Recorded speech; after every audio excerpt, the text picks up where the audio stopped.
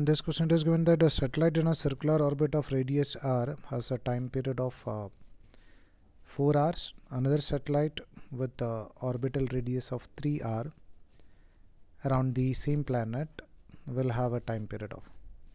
So we know the relation between time period and the orbital radius. That is, square of time period is directly proportional to cube of radius. Or we can write as t is directly proportional to r raised to 3 by 2. So a satellite in a circular orbit of radius r has a time period of 4h. And another satellite in the orbit of radius 3r will have a time period. So we can write time period in second situation by time period in first situation is radius in second situation by radius in first situation raised to 3 by 2.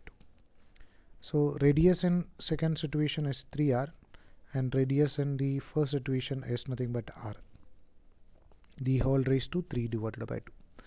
So we can cancel this r. So this is going to be 3 raised to 3 divided by 2.